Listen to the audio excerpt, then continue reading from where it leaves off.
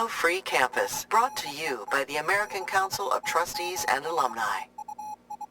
Hi, everyone. Welcome to Radio Free Campus. I'm Steve McGuire. And I'm Justin Garrison. And in this episode, we've got a number of important and interesting topics to cover. We're going to interview the president and CEO of our illustrious organization, Michael Poliakoff, to discuss a number of important issues about ACTA's past, present, and future. We are also going to talk about a global news story that is especially important for American higher education. That is the assassination of Charlie Kirk and what that portends for civil discourse and the broader environment of higher ed going forward. We teased this in the last episode, and we always deliver the goods on RFC. So we're going to talk about some of our most important and interesting findings from our Virginia Report Card project. And of course, we will do the segment that everybody loves, the Apparatchik of the Month and the Hero of the People Awards. So let's get to it. Now, Steve, next month in October, we're having an annual celebration of ACTA's amazing work, the Athena Gala, but this year's a little bit different, right? Because it's ACTA's 30th anniversary. And, I was just wondering if you wanted to tell our audience, who might not know, why do we do this? What's it like? And thoughts on it. Yeah, it's going to be a big celebration this year. We do it every year. And like you said, we're going to be celebrating ACTA's 30th anniversary this year. During the day, we hold a roundtable conference with panels, bring in guest speakers to talk about higher ed. I believe this year we're going to be focusing in particular on civics or civic education, which is one of the things that ACTA really cares about. And then we give out a few awards as well. So we have our Merrill Award winner this year is going to be Larry Summers, former president of Harvard University. And then we also give out a Hero of Intellectual Freedom Award. And this year it's going to be Pano Kanellis, who's now chancellor and was founding president of the University of Austin. And then, like I said, we bring in a bunch of other great guest speakers. A lot of people come out. It's a great intellectual discussion during the course of the day. And then we have this great gala, at the end with food and drink. And, it's a great time. So certainly encourage people to go to our website and check that out, and hopefully some people can join us. Yeah, so we're going to put a link to the relevant information in our show notes. Steve, you did forget to mention something quite important about Athena. You and I will be there. Oh, yes, of course. So our devoted subscribers can meet us in the flesh. I only charge $25 for photos, and I will sign them, but I don't do personalizations. I'm too busy. Oh, I can do better. This is a wonderful event. I can do better than that. Anyone who comes and tells me they're there because of Radio Free Campus, I'll give them a signed copy of the ACTA Gold Standard for Freedom of Expression. We'll have them on the next episode in November. So if you're interested in this event, it's absolutely wonderful. I would encourage you to attend. There'll be a link that you can follow, as I said, in our show notes. It's black tie optional, just like life. Now, one of the other important guests that we're going to have at Athena is the person we're going to actually interview today. So, Steve, why don't you tell us a little bit about the person we're going to talk to in just a moment? Yeah, not really a guest, more like a master of ceremonies, I guess. Michael Poliakoff, our president at the American Council of Trustees and Alumni, is our guest on the podcast today. We wanted to talk to him about the 30th anniversary and what ACTA, has accomplished over the last 30 years, where he sees ACTA going into the future. And we'll also discuss with him a couple of other things, get his thoughts on the assassination of Charlie Kirk, and we'll also talk to him about our new report card and survey results for Virginia. So with that, let's get to Michael. Michael, welcome to Radio Free Campus. Hi, Steve. Real pleasure to be with you and be with Justin. Yeah, we're really, we wanted to get you on the podcast, and we're really glad that you could be with us here for this episode. We invited you on because we wanted to talk about ACTA's 30th anniversary, and we will get to that. But first, just a few weeks ago, Charlie Kirk was tragically assassinated on a university campus in Utah. And so I wanted to take a moment first to ask you about your thoughts about Charlie Kirk's murder, and what lessons you hope colleges and universities might take from this tragic event, or how they might respond to it. Tragic is exactly the right word for this awful murder.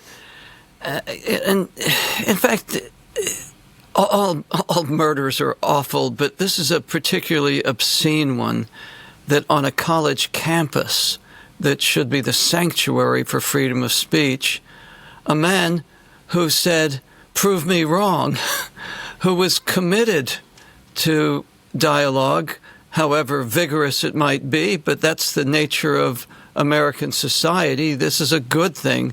A man committed to this free and vigorous exchange of ideas would be cut down. The dimensions of this are overwhelming, and we need to hold at the same time our grief for his loss, our grief for his family, and our sense of what we have to do to repair a very, very broken culture. My thoughts turned back to some of the classic statements that Kirk was really rather committed to, even if he didn't explicitly quote them. I'm thinking of the C. Vann Woodward Committee report after a shout-down at Yale. Not a murder. Lord knows the trajectory has been absolutely horrific. But it was C. Vann Woodward who said, I'm reading now from the report, "The history of intellectual growth and discovery clearly demonstrates the need for unfettered freedom, the right to think the unthinkable, discuss the unmentionable, and challenge the unchallengeable."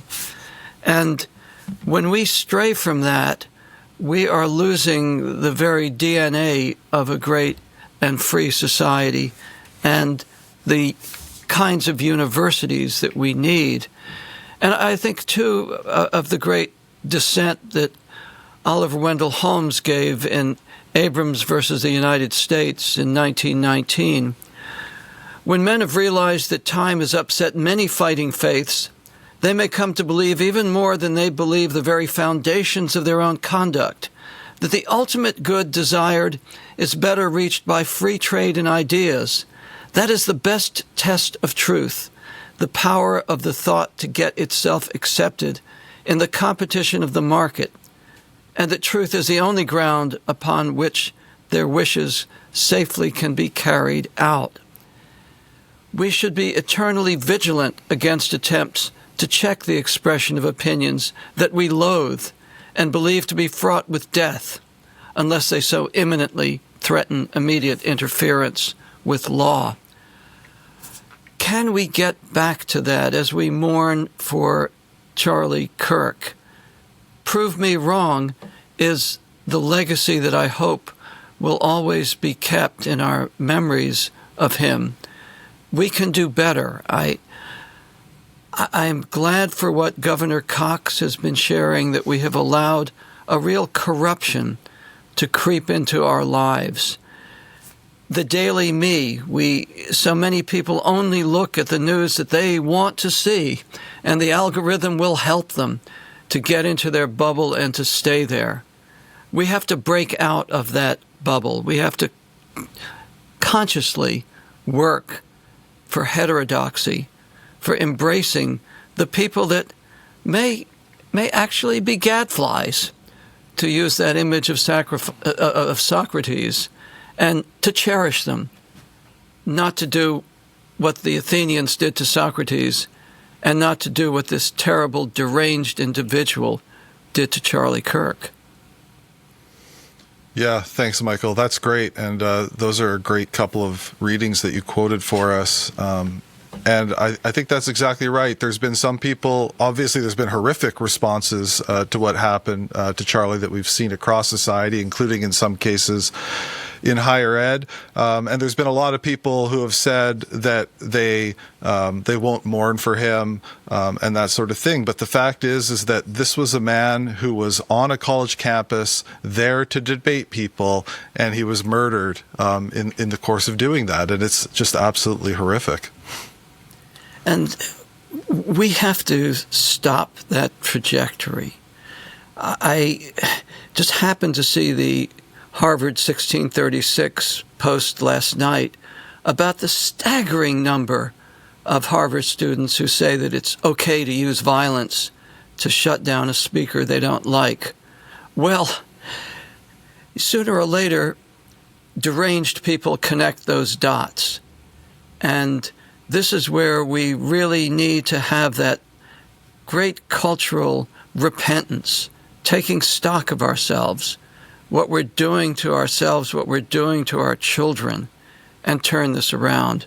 It's a time when we need real leadership to pull us back onto that course where we exchange ideas, where we depend on persuasion, not force, not violence. Right. Yeah. Thanks, Michael. Well, let me turn it over to Justin, and we can talk about something a little bit happier, the 30th anniversary of ACTA. Yes. No, I'm going to stay in the doldrums for just a moment. Michael, what you just said reminded me of one of those wonderful essays from Alexander Solzhenitsyn about the importance of national repentance. And he has that line early on in it about the dividing line isn't between left and right, between the laboring classes and the elites. It's the line of good and evil runs through every person's heart. And that's why we have to repent individually and nationally, because there can't be that dichotomizing of we are good, they are evil, because it leads to just the kinds of events that we were discussing. So, Michael, in your response, you were talking about, you quoted some really powerful passages that not only seem to embody so much of what Charlie Kirk stood for in his mission on campuses, but also a lot of what ACTA stands for in terms of its own efforts to reform higher ed. And so with that in mind, could you tell our audience a little bit about how you got involved in ACTA and how you've seen it change and develop over the time that you've been associated with it? It's a wonderful story, Justin. Two highly placed people at the National Endowment for the Humanities, Ann Neal, who was the general counsel, and Jerry Martin, who was the assistant chairman, co-founded ACTA in 1995, recognizing, based on their experience at the NEH, that there was some serious problems lurking within higher education. And they founded what was then called the National Alumni Forum, which very quickly they refounded as the American Council of Trustees and Alumni, recognizing the two important power centers. And back then, ACTA was a voice crying in the wilderness. Higher education was very smug. We are the envy of the world. We have the best colleges and universities, and anybody who doesn't recognize that is just being sour. Well, ACTA begged to differ, and we promoted the idea of 3 A's that every university and college needed to look at: academic freedom, academic standards, and accountability. And our colleague Laurie Kempson, who was, I think, joined ACTA within a couple of years of its founding, she has the longest institutional memory, often says that we should hang a great banner out on M Street in Washington saying, "We told you so." But we don't want to be thermometers just telling the nation how bad the temperature has gotten. We want to be the thermostats that offer solutions and correction. And over the years, I've seen us issue extraordinary reports. One in the year 2000, based on a survey we did of students at the, quote, top 50 colleges and universities, that we renamed Losing America's Memory, in which we showed that they all knew who Beavis and Butthead were, but only about a quarter of them could identify quotes from the Gettysburg Address or knew that James Madison was the father of the Constitution. And these were the American elite. And yet, we found such appalling ignorance. Over the years, we have continued to put out very important reports, sometimes really quite hard-hitting, always very factually based, carefully footnoted. We are just releasing one now called Achieving Common Dignity, how trustees can have a discrimination-free campus. We talk about DEI, of course, as one of the obstacles to a discrimination-free campus. But more than anything else, ACTA reports quickly shift to what you can and should do. Whether you're a lawmaker or a trustee or a parent or a student, what you should do to make our universities and colleges what they should be. I'm very proud of the fact that we do so much that's really direct action. We address legislatures, and we've helped them frame really important legislation that rebuilds core requirements, particularly in American history and government, that protects intellectual diversity and freedom of speech. And we more and more have been addressing individual boards of trustees in their retreats. And this gives us an opportunity to make sure that they're not just reading what we have to say, but that we're engaged in a vigorous dialogue with them about how to implement those things. I'm particularly proud, for example, that after we did a board retreat at University of North Carolina, Chapel Hill, a storied and wonderful university, and really emphasized their need for an independent school for American history and government with its own hiring authority, committed to intellectual diversity, that within a few weeks they passed a unanimous resolution to accelerate the formation of what's now the School of Civic Life and Leadership, with terrific funding, bringing in brilliant scholars. This is what gives ACTA that adrenaline rush every day when we come into the office. So that combination of real scholarship in the reports that we do and direct action, and of course what you all are doing, reaching out to the public with more and more of a reach in social media, on the web, in podcasts. ACTA's moment is here.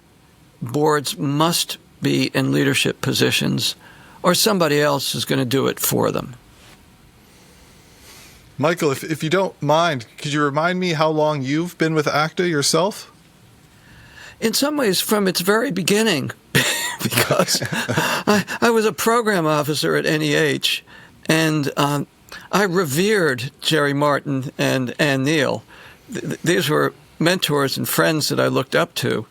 And as ACTA, or National Alumni Forum, was being formed, I was in touch with them.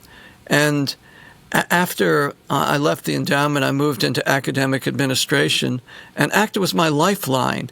And every once in a while, when they didn't have anybody to send off on a mission, because it was very small and its funding was very limited, they'd send me out as a kind of a agent extraordinaire. And I helped them write a guide to teacher education. So we were always very close friends. And then in 2010, Ann Neal called me up and said, "Isn't it time you just came to ACTA?" And I said, "You're right." So I came in as the director of policy, and in 2016, when Ann left, I became its third president. I just confessed to her that it took me a week to move into her office. I felt that this was kind of sacred ground and that I shouldn't tread upon it. And then finally the line from Pirates of the Caribbean came to me: "The Dutchman needs a captain." So I moved into her chair, which is where I sit now, and I continue to revere my longtime friend and mentor. That's great. So you were mentioning a little bit a moment ago, ACTA's direct action, that we don't just want to be a thermometer. And you mentioned a couple of things that ACTA has done. Are there any other stories from your long time working for ACTA about successes that ACTA has had that you're particularly proud of? Well, I'm going to start with you guys now, but I venture to say that I'm going to have to keep this, fairly compact. We've only got, maybe another 10, 15 minutes. And Your question is like asking me which of my 5 children do I love the most. I love them all, and I wouldn't have answered that question anyway. The Campus Freedom Initiative is brilliant. When I look at the tally of schools that have embraced intellectual freedom, campus neutrality, this is something that would never have happened without you. You all really promoted this so brilliantly. And the number of schools that have now taken up the Chicago Principles of Freedom of Expression. You and I, Steve, put an article in the Dallas Morning News about why University of Texas needed to embrace the Chicago Principles of Freedom of Expression. And lo and behold, a few weeks later, the Board of Regents passed a unanimous resolution that was binding on all their campuses. I got some grumbling, actually, from the chancellor. I was just about to do that when you guys published that article. Well, I believe him, but, we'd been waiting a few years, prodding them to do it, so it was time. And now the Arizona report card has prompted very, very good discussion about how they can embrace more of the ACTA gold standards, the 20 criteria for a campus truly devoted to the freedom of expression. You're doing that imminently in Virginia. These are great victories, and we're also grateful to the Diana Davis Spencer Foundation for funding it at a level that allowed us to do that. Wonderful surveys that put in front of a board of trustees, don't tell us that that's somebody else's problem. This is what your students are saying about self-censorship, about their really great uncertainty about whether they can challenge a professor on an issue of public policy. All of these signs of the same thing that we began with, an echo chamber that's growing up. And now instead we're seeing schools with institutional neutrality where the leadership recognizes that it's not right to inflict an opinion on the campus, even if you believe it with all your heart. That's not your role. So that's great. And it's slightly older sibling, the College Debate and Discourse program, that's brought civil parliamentary style debate to some 500 campuses around the country, serving over 20,000 students. And never in all of that history has there been an instance of incivility. This is really quite amazing that they can take up the war in Gaza or LGBTQ athletes in college sport or abortion or Confederate monuments or funding of the police. And they're not even hurling insults at each other, much less stooping to violence and silencing one another. This is the way we change the culture. CFI with more of a top-down approach, and College Debate and Discourse changing it from the bottom up. We want campuses where students wouldn't think of canceling a speaker, where they would actively say, bring it on. I want to hear you. And even though I disagree with you and I find, as Oliver Wendell Holmes said, your ideas fraught with death, I want to hear what you have to say. That's the way we grow. And then our new National Commission on American History and Government, which is also related to that because we're getting back to the core principles, the DNA of America. We're going to be meeting next month, October 3rd, a wonderful, wonderful group of America's greatest historians and university leaders, Mitch Daniels and Larry Summers and Hank Brown and Steve Trachtenberg and Gordon Wood and Ellen Guelzo and Louise Mirror from New York Historical and Bill McClay and H.R. McMaster on a very simple but absolutely crucial task to ensure that hundreds of schools, by the time we're done with this white paper and publication, will restore the disciplined study of the American story. Yevtushenko wrote, "Who never knew the price of happiness will not be happy." And those college students who do not know the story of America will be willing to walk away from it.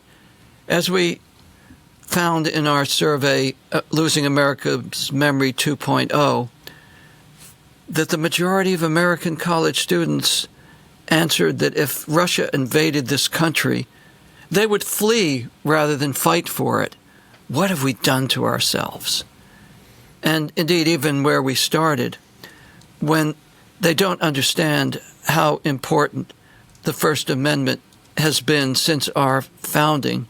Indeed, with the Zenger case, even before our founding, they're willing to give it up. We've got to turn that around. And then I could natter on actually all day talking about the things that ACT has done, just as if you asked me about all what my children have achieved. Ohio, 5 new independent institutes for the study of the American story with their own hiring authority, like the UNC Chapel Hill School of Civic Life and Leadership. This brilliant new institute, the Salmon P. Chase Institute at Ohio State University, really digging in an informed and nuanced way to the great story of Western civilization and the American achievement. And along with that, Senate Bill 1, the brainchild and the creation of Senator Serino, requiring every student in Ohio public universities to take a foundational course in American history and government. This is really the Novus Ordo Seclorum. This is a reordering of the ages in America. So that, again, even at my advanced age of 72, wakes me up in the morning with an adrenaline rush. That's great, Michael. And yes, those are all such excellent projects that ACTA is engaged in. And I know for Justin and I, we're so happy to be part of ACTA and to be working on these projects with you and all of our other colleagues. One thing I want to ask you about is the role of trustees specifically, because that is so central to what ACTA does and why we were set up. And I think a lot of people don't know about that. They don't know exactly who are the trustees, what are their responsibilities, and I think also, what do we think trustees can and should do to make higher ed better, and how do they go about doing that? I'll start with the last part of your question. The trustees have to take charge in a way that they haven't done before. It's not about wearing fancy robes at convocation. It's not about a seat in the president's box at the football game. I liked what Ann Neal used to say. You're not a potted plant. You're not a decoration. You're a fiduciary. In fact, everything that happens on campus is your responsibility. You need to delegate. You shouldn't micromanage. But never should you lose your oversight. Never should you allow yourself to be uninformed. If you don't have the data on how your school is spending money, I, by the way, should have mentioned our project on how colleges spend money, our colleague Armand Alekbay's great creation. Get on the website, howcollegesspendmoney.com, and you can see how your school is using money on administrative expenditure or on instruction. When we first announced this tool, I'm getting off on a digression, I know, the rector of one great university came barreling up to me and said, "This is a great project, but why did you allow the public to have it?" I said, "Exactly." I'm glad you realize what we're up to here. So we want to see them take the reins, not wait for a crisis, not wait until they've read it in the student newspaper that something awful has happened or that somebody has discovered, maybe ACTA, that their core curriculum is a hollow curriculum and that they're not preparing students for good citizenship and for career. or that they're spending money like drunken sailors on things that are superfluous. Trustees ought to be on top of that, and they need to be fearless, absolutely ready at any moment to say to the administrative leadership, we've got to do things differently. And why? Well, virtue has been thrust upon us by our impudent crimes, ought to be the motto of many colleges and universities, a nod towards T.S. Eliot, that now they are under the lens, properly, of the federal government. And I am myself a person who believes that these are things that should have been done by the institutions. But if the institutions can't do them, somebody else has got to do it for them. I want to see institutions reinstate their core curriculum, particularly as pertains to the study of American history and government. If they can't do it, ACTA has helped state legislatures craft the legislation they need to make it a requirement for public university students. And we hope that sooner or later, more private colleges and universities will be sufficiently ashamed of themselves that they will follow suit. I think it's a very bad thing when we have to depend on external authorities to do the things that colleges and universities should be doing. So, trustees, this is your moment to review what needs to be done and to do it. To do it in a way that is as inclusive and as collegial as possible, recognizing the absolutely unique skills and authority that faculty have in their subject areas, but remembering that, and I speak here as a faculty member member's loyalty is divided, sometimes largely leaning towards the discipline itself, looking out from the institution. Who serves the whole of the institution, all of its needs? It's the board. And beyond that, who serves the public that funds our universities? And, of course, getting back to dollars and cents, I get a little impatient when I hear the charge, we're underfunded. Well, if you look at the Organization of Economic Cooperation and Development charts, we're just about the very top. Luxembourg edges us out for expenditure per student in higher education. So, you know, like the kids in the football game, we're number one. We're number one in spending money. But you look at things like the National Assessment of Adult Literacy, whose messenger was shot, by the way, in 2003. Nobody could really bear to see that the average college graduate, four-year college graduate, can't reliably compare viewpoints in two different newspaper editorials or compute a grocery bill if the cost was given per ounce. What have we done to ourselves for all of that money? So, trustees, now, take the reins. Do it. We're depending on you. Well, here. And if you didn't catch that, we're coming for you, Luxembourg. No, wait, I think that's a list we want to move down on. That's the one list we want to move down on. Oh, my goodness. We've been on with Michael Poliakoff of ACTA, our president and our CEO. Michael, thank you so much for your time this morning. Before we let you go, I wanted to ask you a very brief question. In our show introduction, before we got on to our conversation with you, Steve and I talked for a few minutes about ACTA's 30th anniversary celebration. We want people to get tickets and join us in our efforts to reform higher ed. We're going to put a link for that in the show description. If you're on the fence about coming to our celebration, you could meet Michael, you could meet Steve, you could meet me, fabulous people doing wonderful things. But Michael, what I wanted to ask you about is every year at this time, ACTA gives awards to people who have done incredible work advancing campus freedom and advancing the kind of trustee work that you've suggested that trustees need to just be doing as a matter of their daily job. Can Can you tell us a little bit about the awards and the recipients that we're going to be distributing when we get together in October? Oh, absolutely, with great joy.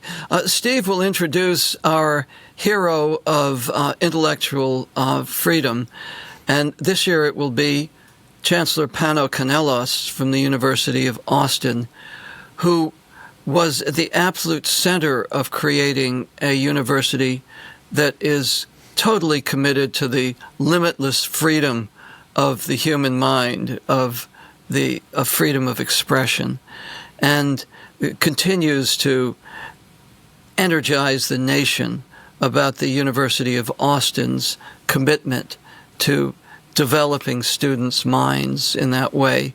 And so properly a hero of intellectual freedom. In the past, Steve's had the honor of introducing Carol Hooven, who argued as an evolutionary biologist that there really are these two different sexes. One is male and one is female, and that being sensitive to gender decisions, of course, that you cannot change the biological fact, for which she was persecuted at Harvard, indeed under the regime of Claudine Gay, and stuck to her principles.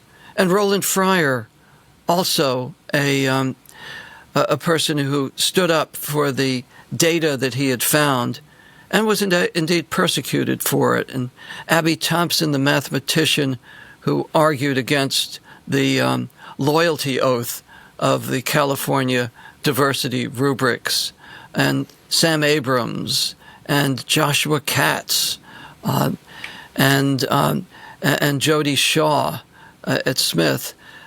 These have all been wonderful friends not just of ACTA, but of the nation, and it's our privilege to present them with an award, and more than anything else, to let them know that they're not alone. And I keep forgetting somebody when I give lists off the top of my head. Eric Smith, the co-founder of Free Black Thought.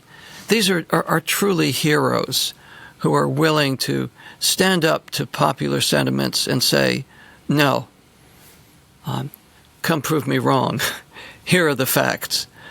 And then in the evening, we give our Merrill Award for outstanding contributions to liberal arts education to none other than Dr. Lawrence Summers, the past president of Harvard, now emeritus president, and the former secretary of the Treasury, who was a fierce advocate for core curriculum, for higher academic standards at Harvard, for freedom of speech.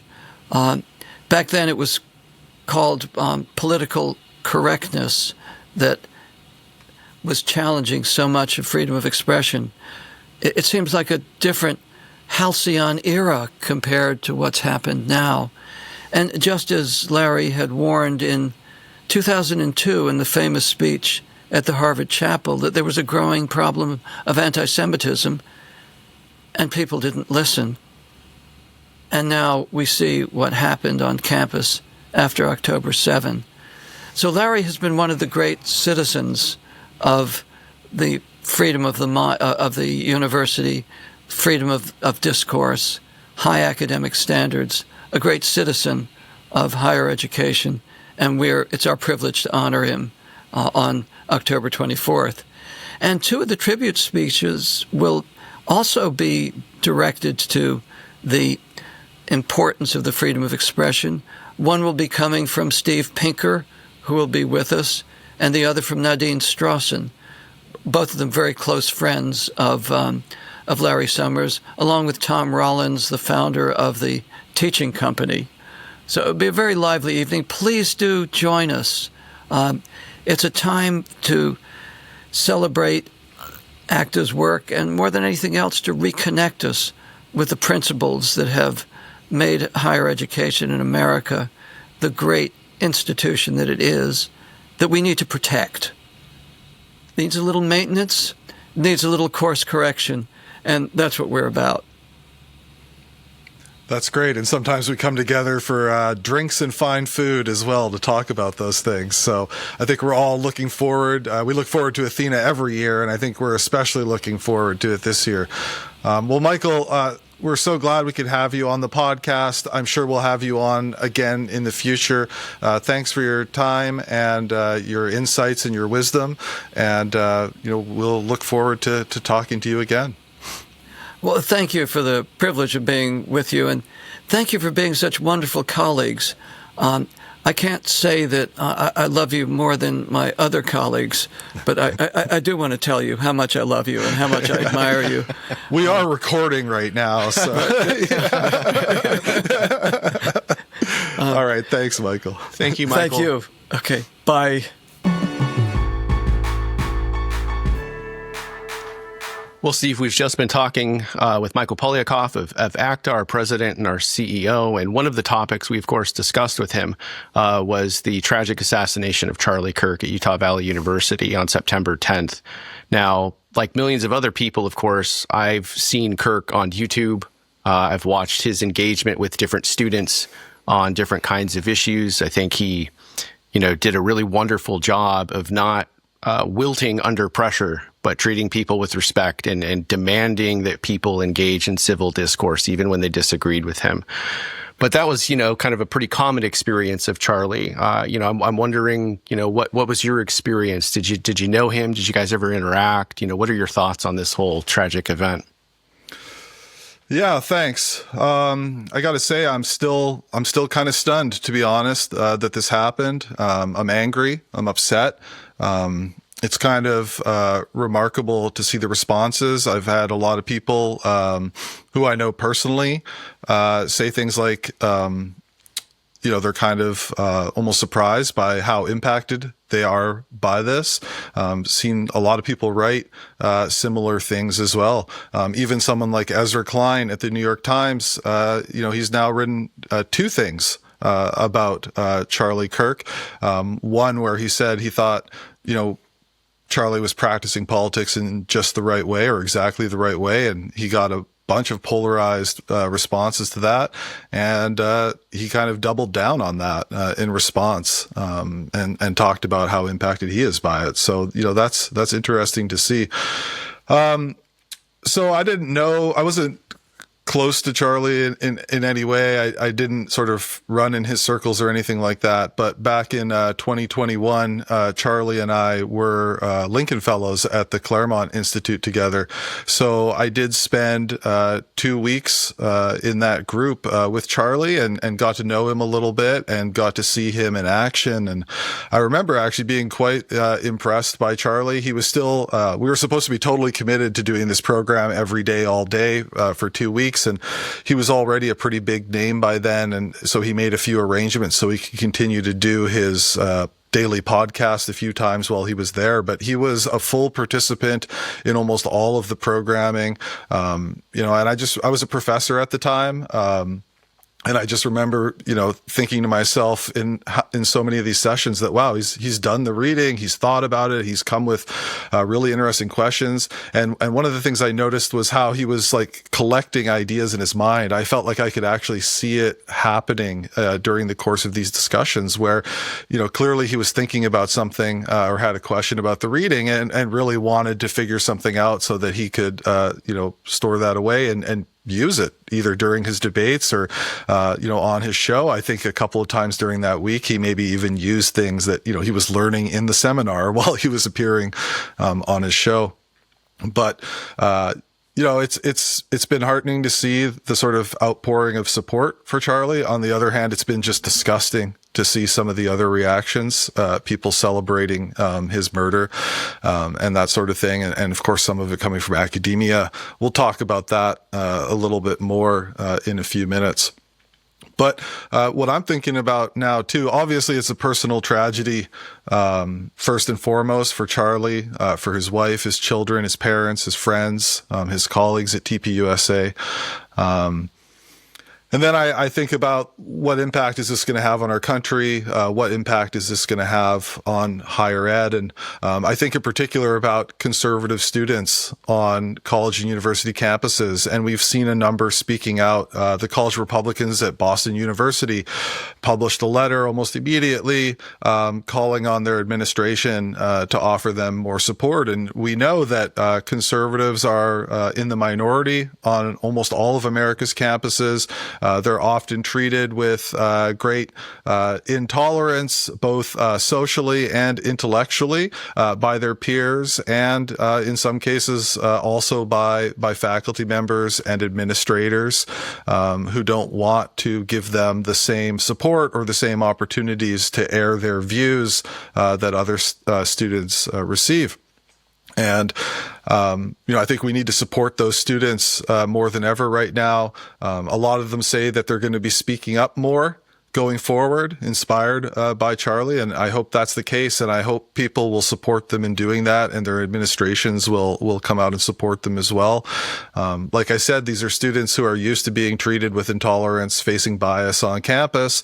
And then, you see statistics like 34% of students, college students, are unwilling to rule out violence as an appropriate means to stop somebody from speaking.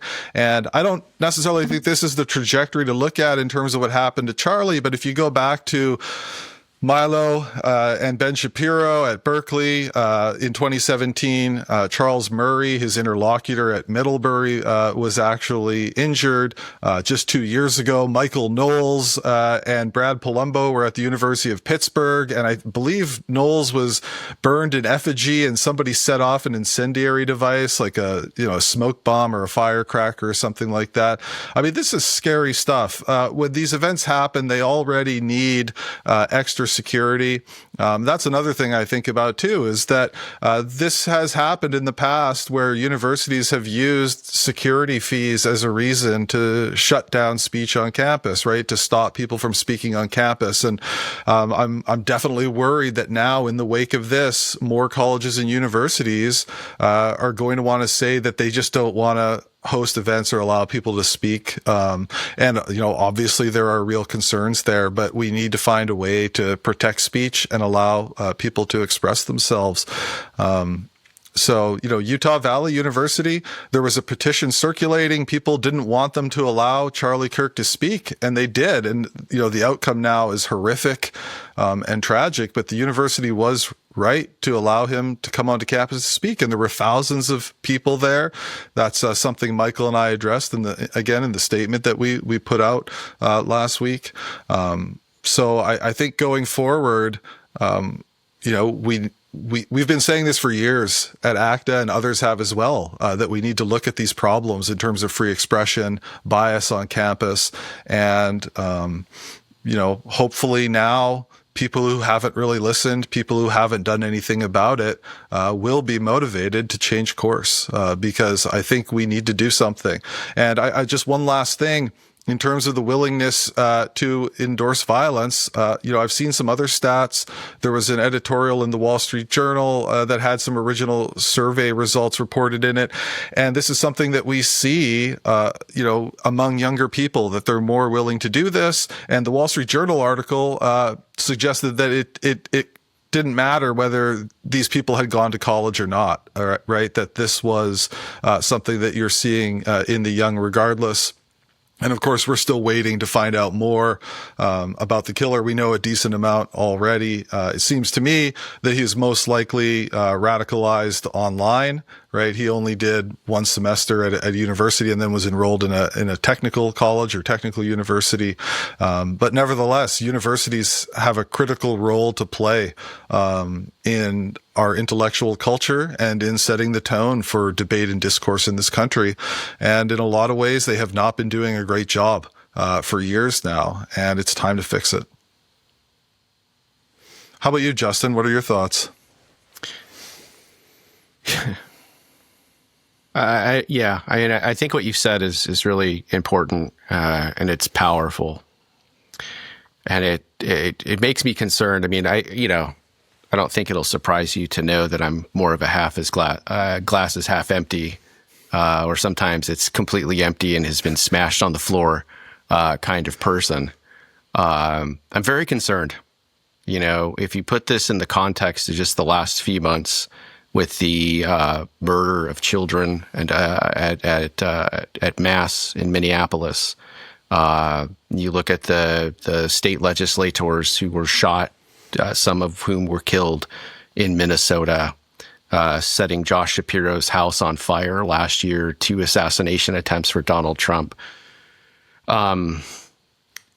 If we don't make more of an effort in higher ed and in business and in politics and in all walks of life to appeal to the better angels of our nature, you know, that inaction has consequences, and the consequences look to me like the kinds of things that are unfolding in real time.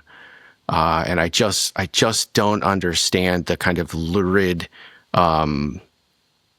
enthusiasm for violence.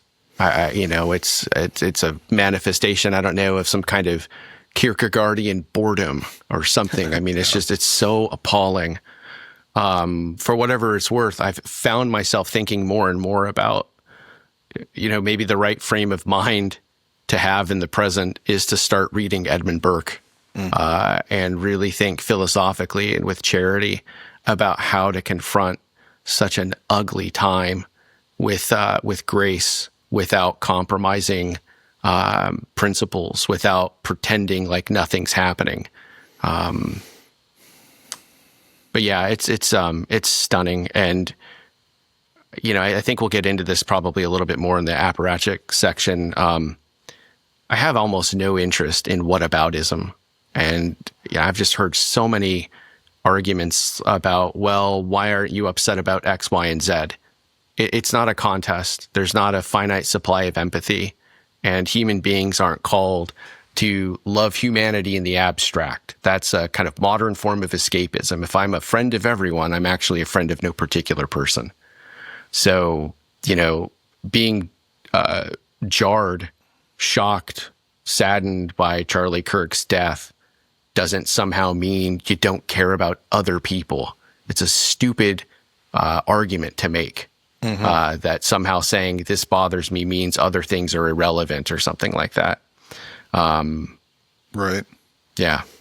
Yeah. Well, when you were talking about Kierkegaard or Burke, I think that points to something too, which, at least in terms of what colleges and universities do, you know, I think there's most of what you and I work on has to do with things like policies concerning you know, academic freedom, freedom of speech on campus, as well as practices, right? Things that campuses can be doing. And, you know, if there are people listening who are wondering, you know, what can I do on my campus, maybe to respond to this or to try and start improving things, they can contact us. They can contact ACTA. We have ideas. There are others out there as well. But there's also a pedagogical issue here, I think, as well. You know, that in terms of like, how are we teaching students? What are we teaching students that needs to be addressed? Yeah, you can't make a lot of progress in viewpoint diversity if Burke is a fascist, right? I mean, it's so difficult to get anything remotely resembling like immersion in the broad and conflicting experiences of human beings. And if you come out of these things with only one mindset, it's not unreasonable to see that people react. It's not surprising to see that people react violently when they have no other tools available to them to deal with difference and disagreement. We have to do better than that. Yeah. Yeah. So, Justin, as part of our Campus Freedom Initiative, we're launching our latest report card, the Virginia report card. We've launched one in Arizona previously, which Michael mentioned when we were talking to him. And in the past, we've launched campaigns at individual schools. But now we've done what will be what is our biggest report card project to date, looking at 6 schools in Virginia. Why don't you tell us about what we found? Yeah, thanks, Steve. So this is twice the size of the Arizona report card. They have 3 public universities in Arizona. Virginia has many more than the 6 that we picked, but we picked the 6 most prestigious public institutions of higher education, and we spent months analyzing them. The links to our report card and to the survey are going to be in the show notes if anyone wants to, and they definitely should want to check these things out. So we picked the top 6 schools as we, set up the criteria for it. And so that was William and Mary, George Mason University, the University of Virginia, Virginia Tech, James Madison University, and Virginia Commonwealth University. So not only are they the most prestigious public schools, but they're also really well spread out to cover different parts of the state and to, get different demographics in that way. So as people know, we've talked about this before. We have a 20-point checklist called the Gold Standard for Freedom of Expression, and this analyzes a variety of policies and practices at universities measuring, protections for free speech, promoting diversity of thought, training, staff and administration, making sure that the people who aren't in the classroom are also on board with free expression perspectives. And so we put these 6 schools through a rigorous months-long process, which was not easy because so much got upended in January with a variety of federal executive orders.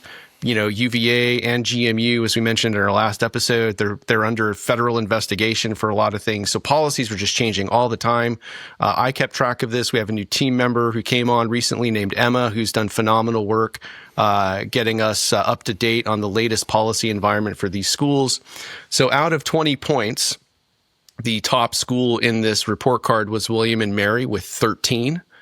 George Mason and UVA both tied with 12 points. Virginia Tech and James Madison University both got 9 points. And last, and by quite some margin, unfortunately for them, is Virginia Commonwealth. They pulled out 6 points from our gold standard. So, in terms of the report card, some of these schools, but not all of them, have adopted things like institutional neutrality policies. They've adopted versions of the Chicago Principles for Freedom of Expression. William and Mary, was the leader, and they've done some things that we don't typically see on the gold standard that, we nevertheless encourage. They've done training for administrative staff when it comes to free expression and viewpoint diversity. And they've also done their own internal research. They did a survey in 2021 that tracks with some of the survey findings that we've now discovered 4 years later. Areas where all of these schools struggled is in having active policies and plans to promote intellectual diversity and diversity of thought on campus, but especially as it relates to things like faculty hiring, tenure and promotion. Everyone, frankly, needs to do better with that, and by quite a big margin. And then some of the schools, we talked to students from these different institutions. Some of them are very kind of academically engaged, others very politically engaged, and others, disengaged. And I think in some sense that tracks with the level of interest and commitment that these universities have to promoting the policies and implementing the policies that we think they need to bolster campus freedom. You've seen the research, I've seen the research. What are your thoughts on this? Yeah, well, thanks to you and Emma for all the work that you've put into this. That's one of my first thoughts. And, the schools that are the highest on this report card in that 13, range, relative to other schools that we have analyzed, is not too bad, but obviously shows a lot of room for improvement. I believe when we did the Arizona report card, ASU was the top ranking school there and scored a few points higher. So, they're doing fairly well by that metric, but still have room to improve. And as Michael mentioned, we've talked to them about this and are trying to get them to adopt a few more measures on the gold standard, and hope that they will. But when you're analyzing these schools and you get a 13 and you're thinking, wow, that's one of the better ranking ones that we've seen, that's still a pretty sad story, because the points on the gold standard, all 20 of them, are things that colleges and universities should be doing. And one of the things that just obviously doesn't surprise me in any way, but still amazes me when I think about it, is how reticent colleges and universities are to truly embrace freedom. right? Like only after prolonged pressure from the outside, only after some kind of big scandal or crisis takes place will they take some minor steps to try and improve the situation on their campus. But they never really take the bull by the horns, recognize that freedom of expression should be one of the paramount values on their campus, and really embrace that and work to make their campuses a place that has policies that support a culture of freedom of expression and diversity of thought, and then to really focus on building that culture up. And so the other thing I would say quickly is, of course, like you said, there's been a lot going on in Virginia lately, and I think we could acknowledge that the Youngkin administration has done some positive work to bring about some change in Virginia. It's obviously been a rocky time there, but some of these schools are doing a little bit better in our gold standard analysis because they've been pushed to adopt certain policies that we advocate for by either the state or in some cases the federal government. And like Michael was saying in his interview, of course, we always prefer for the institutions to do it themselves. The trustees should take the reins. But I think this report card would look even worse for these universities if it weren't for Governor Youngkin and the work that his team has done. Am I wrong? No, I think you're right. A lot of the things that are positive have come about over the last couple of years, whether it's adopting Chicago or adopting institutional neutrality. The schools that have done those things in Virginia didn't do them decades ago when those reports initially came out. They've done them fairly recently.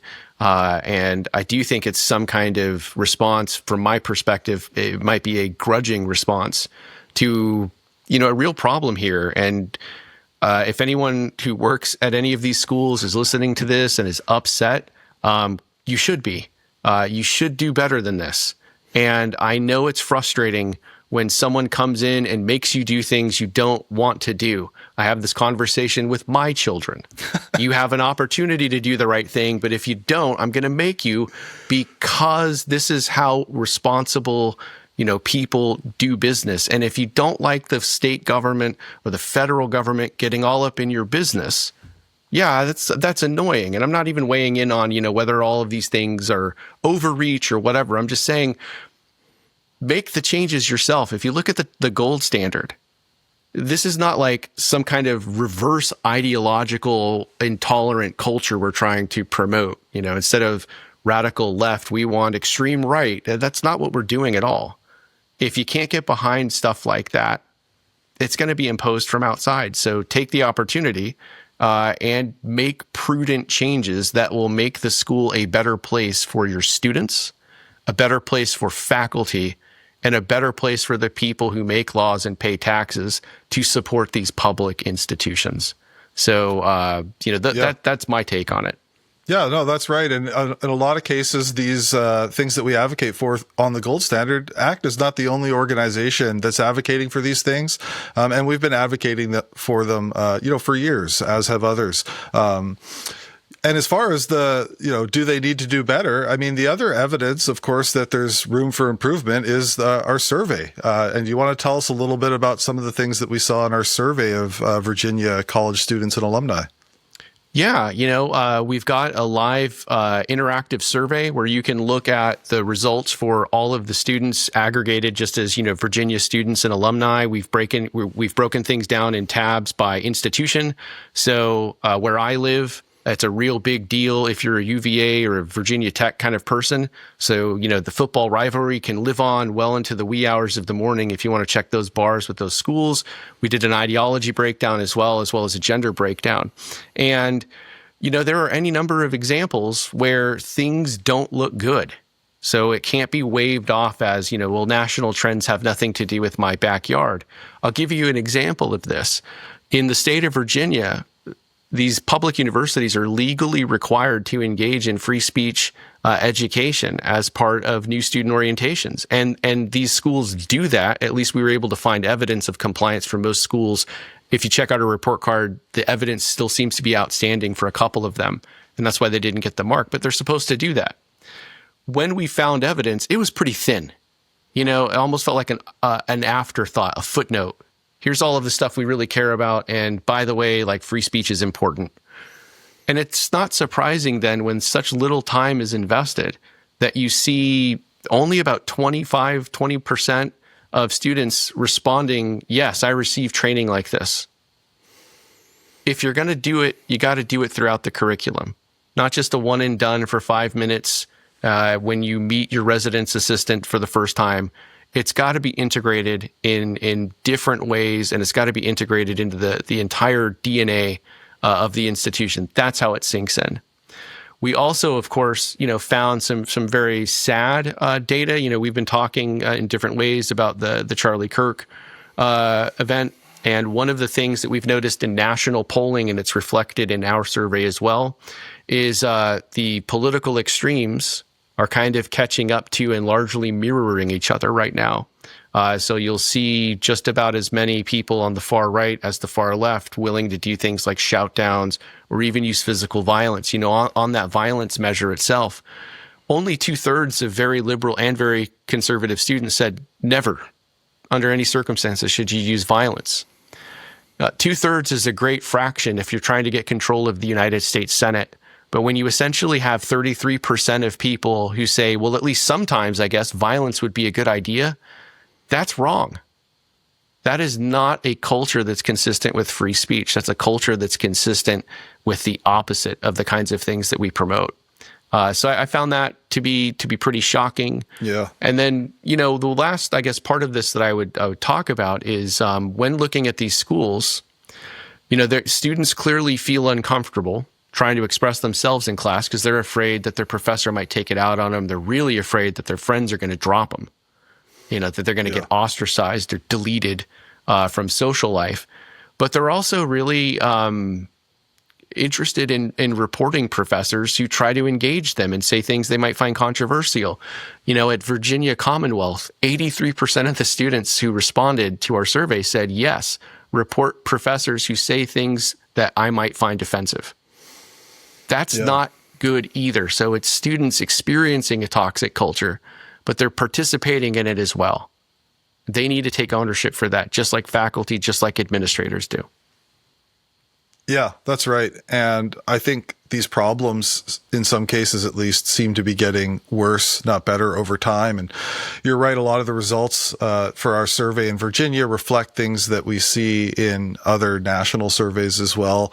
And you make a good point about the violence and the willingness to shut down these measures of intolerance of the views of others. Over the last several years, in the data, various polls and surveys, we tend to see that it's more students on the far left or the very progressive, different surveys use different words, who say that they're willing to shout down a speaker or think that would be appropriate, or that they think that violence might in some cases be an appropriate response. But like you said, we're now seeing on the far right, people are starting to catch up, or a very conservative category. And so that's definitely concerning to see. Also, like you said, the students, they seem to be they're concerned about what happens in class. They're concerned about their professors. But like you said, they seem to be most concerned about the reaction of their peers. I think that makes sense. These are young people. Their social lives are very important to them. In a lot of cases, they're living in dorms with their peers. So this is basically their home situation on a day-to-day basis. And so, of course, they're concerned about these things. But these data show that there's a real need to work with students to understand the importance of free expression, the importance of civil discourse, accepting diversity of thought, right? Being able to separate somebody's political views from how you sort of respect them as a person, right? Or treat them as somebody with dignity, someone you could, have a meal with, or, whatever, play a game with or something like that. And they might have different political views than you. And you could talk about that and debate it in a respectful way. Maybe sometimes it gets heated, but that doesn't mean you can't be friends or, acquaintances and find ways to get along with one another. And, so again, you highlighted too, there's a pedagogical function to this, as I mentioned earlier, right? That students, in a lot of cases, they're probably just reacting to what they've been taught. And whether that's from their K-12 experiences, their college experience, if they've been there for a few years, maybe it's online, maybe it's elsewhere. Colleges and universities have a responsibility to try and impart certain values to students and teach them how to disagree in more productive ways. And as Michael mentioned, that's what our colleagues on the Campus Debates and Discourse team are trying to do. And of course, that's one thing that colleges and universities can do, is they can bring these kinds of debates to their campuses that model, how people can engage in constructive dialogue and debate with one another. Yeah, no, I think that is sage advice. And, we could talk about the report card and the survey all day. It took us months to put it together. We could dissect it for months. Yeah. If you're a trustee, a college or university president, you're a student, you're an alum, we surveyed alums as well, recent alums as well as students that are currently at these schools. Please do check out the full details of the research that you can get to in the links below. But now we should move into the home stretch. And this month, I'm going to be doing our Hero of the People Award. Okay, so Steve, this month, for the Hero of the People, I selected the University of Kentucky. And I did this because, to my knowledge, this is the longest institutional neutrality policy statement I've ever seen. It is 6 single-spaced pages. I mean, they could have made it longer by, I guess, enumerating all of the actual names of the people who could possibly be implicated in this policy. But it's, from, I think, an ACTA perspective, it's a pretty solid document. It has a very clear definition of what institutional neutrality means and why it's important. It identifies very clearly, not just in general terms, but with specific examples of what acceptable and unacceptable formats of institutional speech would be. It provides a clear outline for procedures for engaging in institutional speech if you're permitted to do so. It does all of those things while providing, I think, a substantive statement about how this doesn't undermine or interfere with anyone's First Amendment rights to free speech or with anyone's rights to academic freedom. It does so many, I think, really wonderful things. If you're listening to this and you're at a university that has not adopted a policy of institutional neutrality, you've never heard of institutional neutrality before, this is certainly one of those policy documents that I think is really well thought out. There are, of course, others, but this one's really, really good. It's up on our website, where you can see all adoptions of institutional neutrality from any school in the United States. But I picked that one. It was approved by the trustees in compliance with Kentucky's House Bill 4, which is an anti-discrimination law that requires all that applies to all of Kentucky's public institutions of higher education. So as we were talking about a moment ago, would have been an even better accomplishment, a super duper hero of the people maybe, if UK had done this just totally on their own, but they're in compliance with state law as far as I understand it. So well done, Wildcats.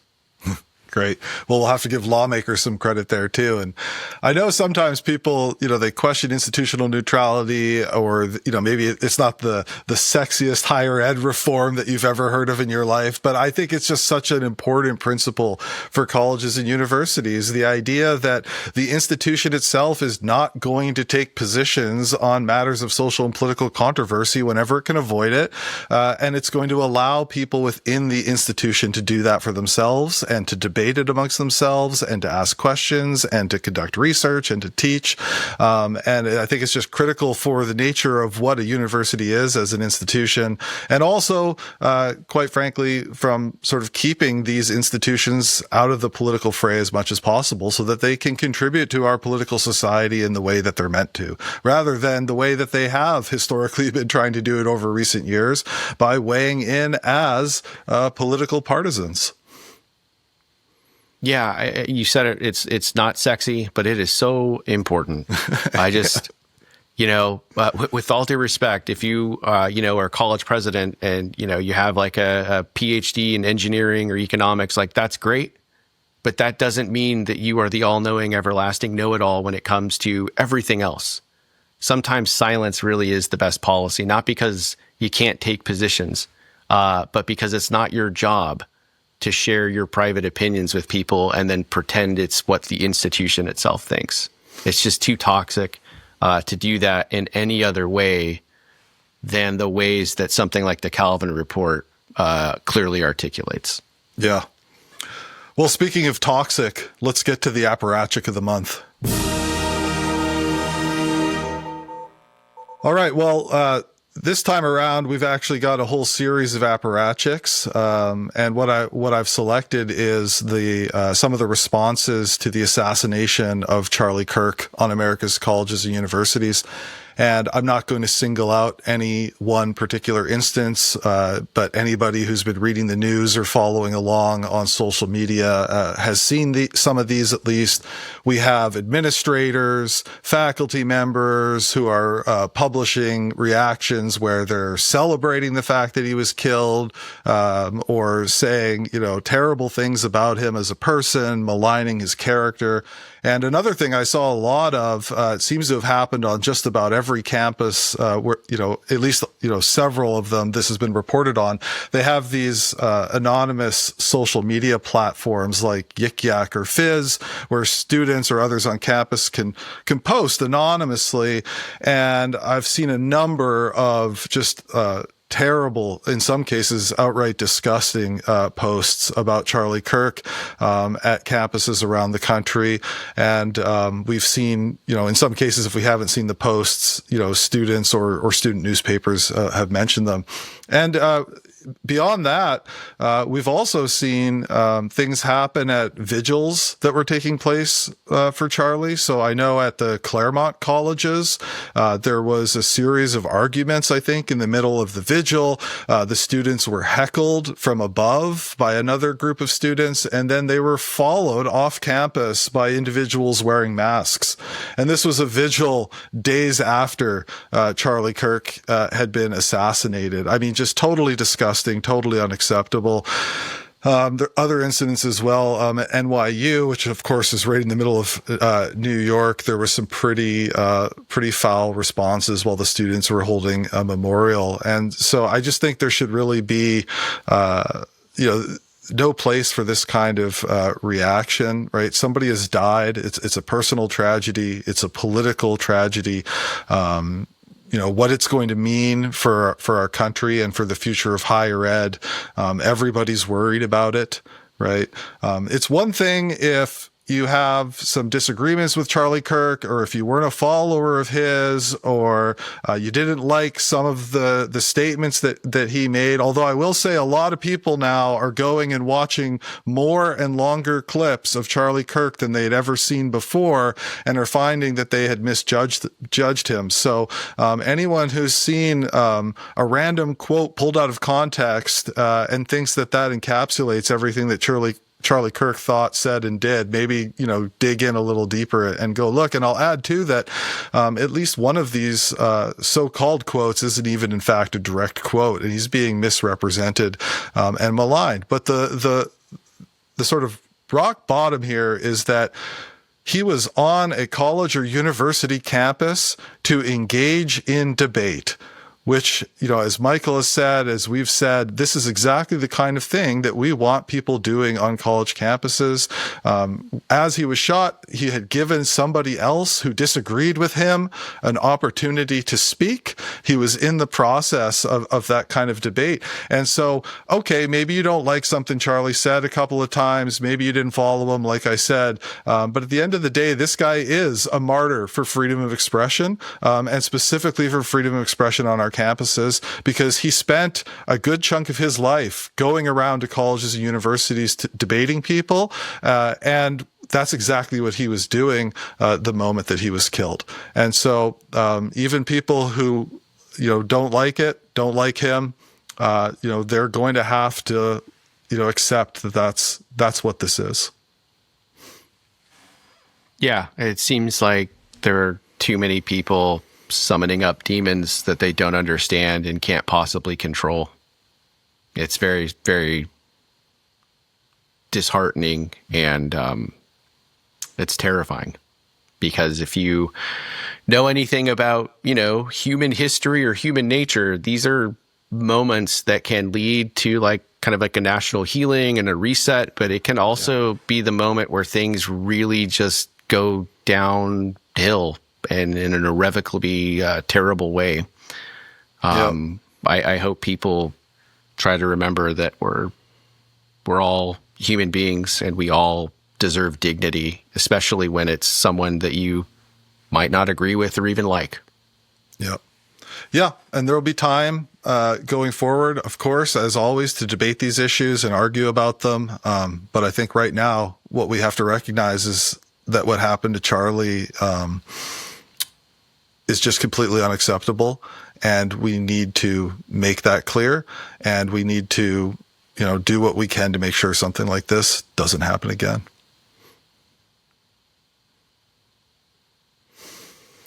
All right, well, that's our episode for this month. And thanks to all of you for joining us here on Radio Free Campus.